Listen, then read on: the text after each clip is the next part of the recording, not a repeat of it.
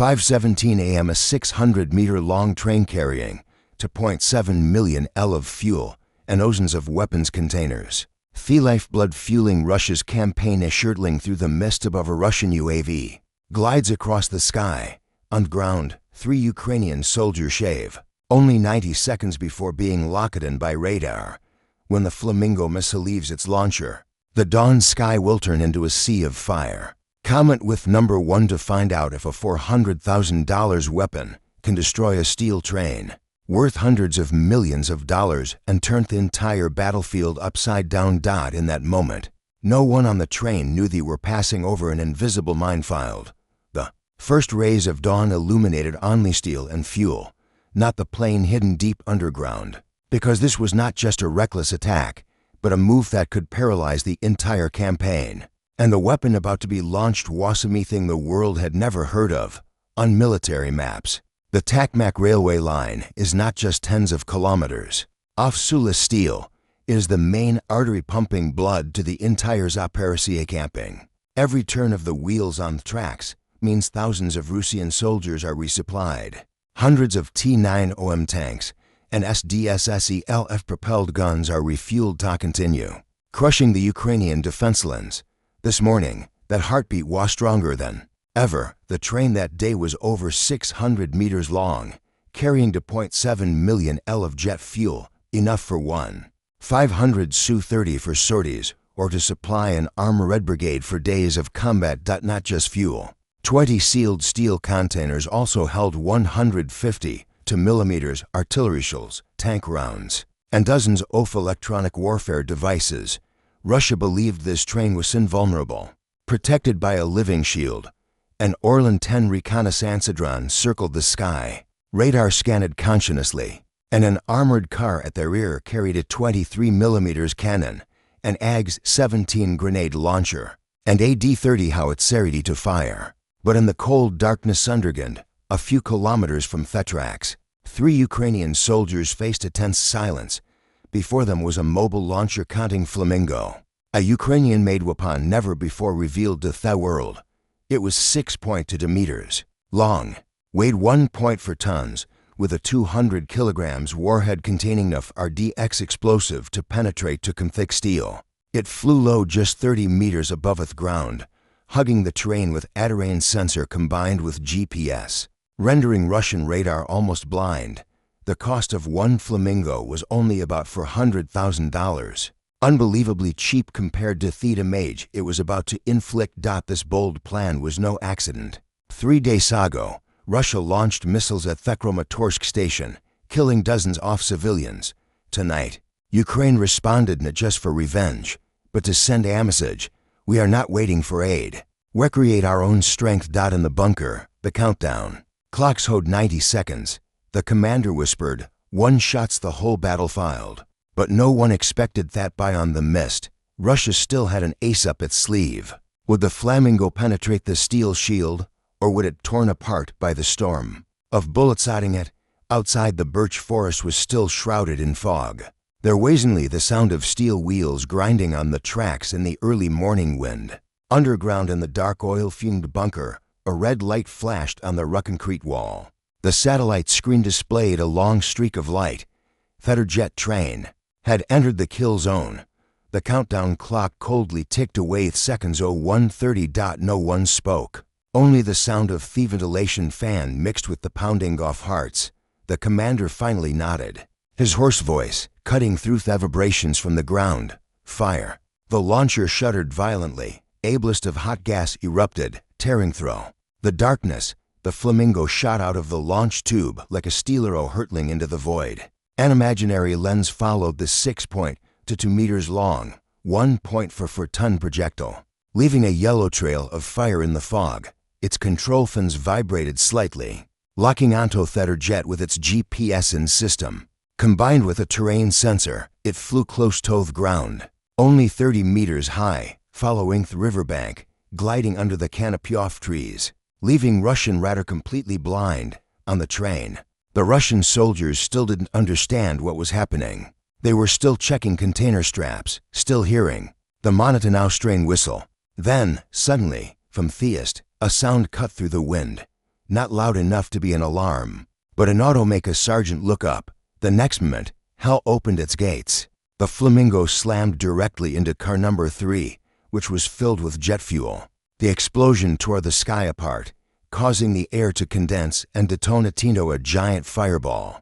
The brilliant red light illuminated the entire forest, turning the fog into a sea of blood. The column of fire rose over 100 meters, engulfing the train and the soldiers standing nearby. The shock waves swept through tossing trucks around like dry leaves, causing the windows of a fuel depot 500 meters away to shatter like a rain of glass bullets. The fire didn't stop. Cars number 4 and 5 burned fiercely. Black oil spread, turning the tracks into a kilometer-long river of fire. A container of 150mm artillery shells exploded in succession, sending steel fragments raining down on the forest like a shower of knives. The sound echoed like rolling thunder mixed with the twisting of steel and the screams of men in the smoke. One shot shook the battlefield. If you believe courage is always worth mentioning, leave a like right now. Inside the bunker, the screen was filled with static. 2 soldiers clasped their hands together. The Flamingo had hit the heart of the target, but before they could celebrate, a strange signal flashed. A red dot moved from the northwest, accelerating. The commander glanced at the secondary radar screen. His face pale. It's coming. Had choked out. What nightmare was approaching? And would Ukraine have to metal launch a second strike before hell counter it? Attacked a few seconds after the first explosion, the birch forest seemed peaceful. The pale dawn light shone through a thin layer of smoke, as if the earth had just sighed after a loud noise. But beneath smoke, hell was erupting. The flames engulfed car number 3, turning the jet fuel into a second bomb. The inn's heat softened the steel like wax. 2.7 million L of compressed fuel in the tanks exploded, spewing towering columns of fire that reached the low clouds. Cars number 4 and 5 burned fiercely, creating a terrifying domino effect. Each explosion pushed pressure onto the adjacent cars, turning them into giant artillery shells ready to detonate. The sound was incessant. Each blast was like a hammer blow to the ground.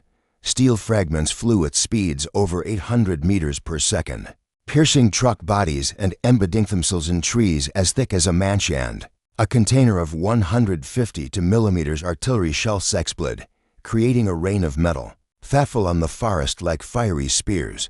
A cinematic scene unfolded. The long railway track twisted like a steel snaking a sea of fire. The steel bent like candy, and black smoke billowed into the sky, mixing with the smell of burning oil and explosives. Music from above.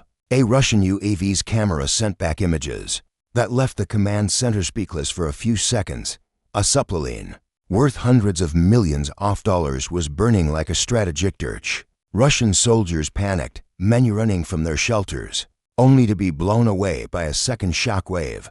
Armored vehicles parked alongside were engulfed in flames, their tires exploding like mortar rounds. In the bunker, the 3 Ukrainian soldiers shelled their breath, watching the screen. It was confirmed that the commander's hoarse voice cut through the alarm. But the joy was short-lived. The tactical radar detected a large high-speed signal from the northwest. Not a UAV, not a truck. It was a Russian armored vehicle, a mobile fortress charging into the heart of the inferno, ready to counterattack. As the first track of the Russian fortress crushed the warped railway, the battle was no longer a raid. It had become a storm of steel. If you were Theresian commander in this situation, what would you do to save the train? Share your strategy in the comments and guess whether Russia's counterattack is enough to turn the tide. The final explosion from the 5th car had not yet ended when the sky was suddenly lit by a new fire, not from the fuel depot, but from the 23 automaticon on firing. The Russian armored car had awakened. Red tracer rounds tore through the fog like streaks of fire, hurtling through the air at nearly 1,000 meters per second, hitting the ground and creating a series of bright sparks. The deafening roar echoed, overpowering the explosions from Theroway. From behind the train, the armored vehicle nicknamed the Mobile Fortress emerged from smoke and fired its gun, spewing a storm of bullets. More than 2,000 rounds were fired in 1 minute, turning the space ahead into a deadly steel net. The red tracers were like hot swords slashing through the air, The AGS-17 fired grenades continuous like reading a series of small explosion centerpers. With the ground shaking thud of heavy artillery rounds from 30, the sound became chaotic. The clang of bullets hitting armor, the wail of foul arms in the command car, the screams of Russian soldiers mixed with that whistling of steel. Pieces of armor flew up, spinning in the air before falling into the hot ash with a metallic clink. The smoke billowed into a thick black column as high as a 30-story building, obscuring the dim light of dawn. A Russian drone circled, transmitting Bunbliv images. The kilometer-long railway was now just a winding river of fire. The steel melted like plastic. A few hundred meters away, 2 Ukrainian soldiers leaned against the damp concrete wall in the bunker, listening to metal fragments hitting the blast door like hail. Only 2 Flamingo missiles remained in the launcher. They knew if they didn't fire now, Russian radar would lock on and artillery would level their base in minutes. A trembling hand rested on the control stick, sweat dripping onto the cold earth floor. 2 rounds left. Would they be enough to tear through the steel storm, or would they be swallowed by the inferno Russia had just unleashed? Dust rained down from the concrete ceiling, falling continuously with each massive explosion from outside. The bunker shook, the shriek of metal mixing with the sound of D-30 artillery shells pounding the ground like a storm of hammers. A bright red countdown clock flashed on the screen. Russian radar had only 60 seconds to lock onto their coordinates. After that, this entire bunker would be turned to dust. The commander gripped the radio, the blood draining from his white knuckles. The alarm echoed off the thick walls like a demon's scream. He looked up, his eyes as sharp as a blade. For everything, fire it all. The launch roared like an enraged beast. Flames erupted, pushing hot gas that filled the vents. The second Flamingo shot out off the bunker like an arrow from hell, leaving a red glow in the fog. It skimmed the treetops, hugging every contour of the land. Using its terrain sensor and its navigation system to adjust its trajectory in deadly silence. Just 45 seconds later, the image from the UAV was horrifying to behold. A fuel tank in the middle of the train exploded. A flash of lightning ripped across the sky. A fireball shot straight up over 150 meters, engulfing the entire train like a ferocious predator. The temperature exceeded 1,500 C, enough to bend steel like wax. Oil spilled onto the tracks, burning into a river of fire nearly a kilometer long, obscuring the UAV's vision. It wasn't just one explosion, but a series of them. A domino effect, tearing apart adjacent cars, spewing sparks like deadly fireworks. In that moment, the Russian 23mm cannon was still firing wildly, tearing through the fog with brilliant red tracers. But that roar lasted only a few final seconds. The third Flamingo, the final fateful shot, left the launcher with a piercing shriek, cutting through the wall of black smoke and locking on to its target, the armored command car, where the order to counterattack still echoed amid the sound of gunfire. Music. The impact was like a cold, calculated strike. The 200 kilograms RDX warhead pierced straight into the control cabin, then detonated in an eerie silence before the actual explosion thundered. The 20 thick armor shattered like an eggshell. The cannon was ripped from its mount, spinning wildly before crashing onto their hot steel deck. The automatic cannon fell silent. The flames engulfed the space, extinguishing its rage with a single blow. From the UAV's perspective, the entire Tokmak Railway was now just a swirling red glow, emitting a massive column of black smoke like a tornado piercing the clouds. Amid the ashes, what Russia called a mobile fortress was now just a twisted wreck leaning against the smoldering train cars. In the bunker, the 3 Ukrainian soldiers said nothing, their breath mingling with the oil fumes, hands clutching their rifles, as if they still couldn't believe it. The last 2 rounds had not only saved them from the artillery storm, but had also buried Russia's faith in its invulnerable upply line. But the brief silence was broken when the UAV screen flickered. A huge signal blip appeared on the horizon, followed by a long smoke trail and a series of strange, never-before-seen electronic signals. The commander frowned, whispering as if to himself, "What the hell is that?" Just as the smoke and fire seemed to have consumed all secrets, another shadow was approaching. And the battle was not over. If this moment left you breathless, as it did us, share the video so more people can learn about a battle the world has rarely seen. The radar screen flickered continuously as the 3 Ukrainian soldiers held their breath. The mysterious signal blip hurtled toward the battlefield, trailing a long plume of smoke. Everyone tightened their grip on their weapons, preparing for the worst. But a few seconds later, the image from the UAV brought a sigh of relief amid the pent-up tension. It was just a Russian reconnaissance drone circling the sky like a vulture, searching for carrion. There was no immediate counterattack, only the smoldering ashes of an unseen vulnerable supply line. But no immediate counterattack didn't mean Russia had completely lost. Their radar still picked up electronic jamming signals, evidence that Moscow was preparing something bigger. The battle wasn't over, but today at TMAC, the rules of the game had been rewritten. From the UAV's perspective, the kilometer-long railway was now a river of fire. Black smoke swirled upward like giant pillars. Experts estimated that over 2.7 million L of fuel, dozens of container-soft artillery shells, and equipment had been destroyed. Russia would need at least 72 hours to restore the supply lane, meaning the entire offensive in Zaporizhia would be halted or even forced to retreat. How much did this attack cost? Less than $400,000 for one Flamingo, a smaller sum than a single Western tank, but it wiped out resources worth hundreds of millions of dollars. That cold number reveals a truth. This is no longer a war of numbers, but a war of intellect and speed. The Flamingo is not just a missile, it's a message. We are not just defending, we can change the game. And that message echoes far enough for the whole world to take notice.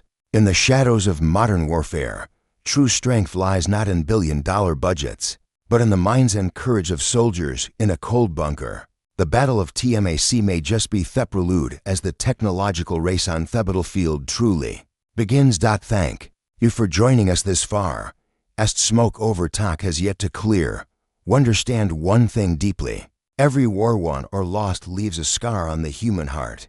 Behind the gunfire are soldiers familiars waiting for a peaceful dawn. We tell this story not to glorify war, but as a reminder that peace is a priceless gift humanity must preserve. I hope that you, I, and all of us remain vigilant, choosing the path of compassion and humanity so that no one has to trade their youth for blood-soaked land. If you found this video worth spreading, please take a second to like it, leave a comment with your thoughts, and share it with those who cherish independence and freedom. Because every share could be a reminder of the value of peace. And don't forget to subscribe to the channel for the next stories where the secrets of the battlefield are still waiting to be revealed.